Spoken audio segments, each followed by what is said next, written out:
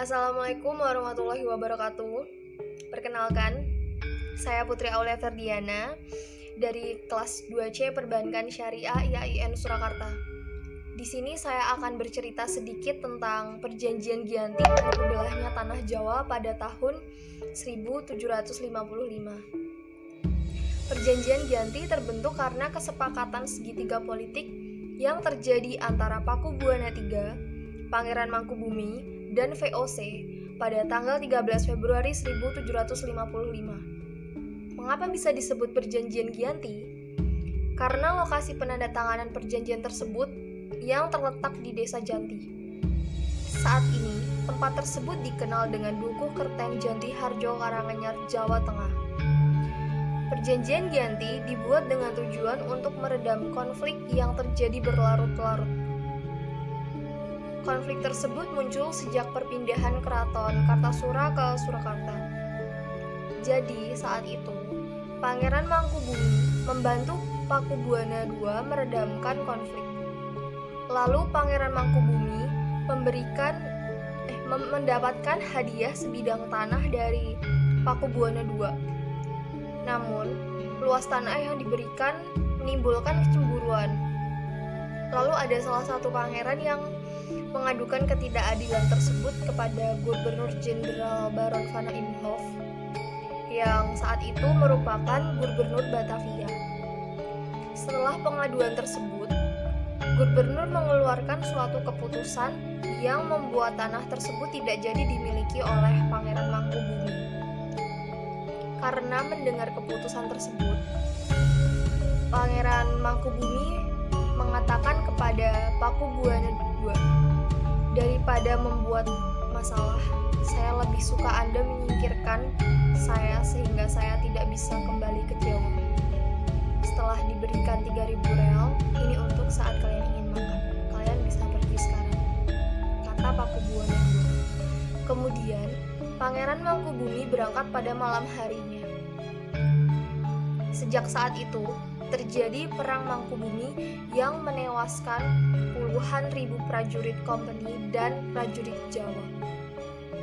Perlawanan tersebut membuat Nicholas Harting, Gubernur Jawa Utara, mengambil sikap untuk menyelamatkan daerah operasionalnya. Secara tertutup, Harting melakukan perundingan dengan Pangeran Mangkubumi. Hasil perundingan tersebut, Nicholas Harting akhirnya sepakat dengan keinginan Pangeran Mangkubumi yang ingin menjadi penguasa di tanah Jawa. Pada tanggal 23 September 1754, nota kesepahaman antara Pangeran Mangkubumi dan VOC terlaksana. Dan nota tersebut disampaikan kepada Pakubuwana III yang merupakan pengganti Pakubuwana II. Isi dari nota tersebut menyatakan bahwa Pangeran Mangkubumi mendapatkan wilayahnya. Pada tanggal 4 November 1954, Pangeran Pakubuwana III menyatakan persetujuan terhadap hasil perundingan Gubernur Jawa Utara dengan Pangeran Mangkubumi. Kemudian, surat tersebut disampaikan Pakubuwana III kepada Jenderal VOC, Jacob Mussel. Kesepakatan tersebut mendorong terjadinya sebuah perjanjian besar yang ditandatangani di Desa Giyanti, beberapa kilometer dari timur Surakarta. Penandatanganan tersebut menjadi pangkal dari terbelahnya tanah Jawa atau dengan kata lain, yaitu Palihan Nagari. Hal tersebut juga menjadi awal mula Pangeran Mangkubumi naik tahta di Yogyakarta sebagai Sri Sultan Hamengkubuwono I dengan gelar Senopati ing Ngalogo Sayyidin Panotogomo Khalifatullah sejak ditandatangani perjanjian tersebut pada 13 Februari 1955. 2 hari kemudian, terjadi pertemuan untuk meneruskan pembagian yang berupa atribut keraton seperti keris, bahasa, tari, bahkan juga belangkon. Menyebabkan masyarakat pilah dalam penampilan, gaya, dan klaim. Keterbelahan masyarakat Jawa tidak terjadi seketika. Proses pembagian wilayah dan bahasa membutuhkan proses panjang yang berjalan seiring waktu. Wilayah pembagian yang tidak terinci menimbulkan rentetan-rentetan peristiwa. Pembagian wilayahnya secara acak yang bisa mengakibatkan konflik di antara dua wilayah tersebut. Setelah perjanjian Giyanti, Raden Mas Said atau Pangeran Sambernyawa yang dahulunya membantu Pangeran Mangkubumi masih terus melakukan pemberontakan. Pangeran Sambernyawa yang juga merupakan Trah Pakubuwana menuntut hak sebagai penguasa wilayah. Dalam gerakannya, pada Oktober 1755, Pangeran Sambernyawa berhasil mengalahkan sekelompok tentara VOC. Kemudian, pada Februari 1756, Pangeran Sambernyawa juga membakar keraton yang baru saja didirikan di Yogyakarta. Setelah bertahun-tahun, VOC akhirnya mengakhiri dengan penandatanganan Perjanjian Salatiga pada tahun 1757.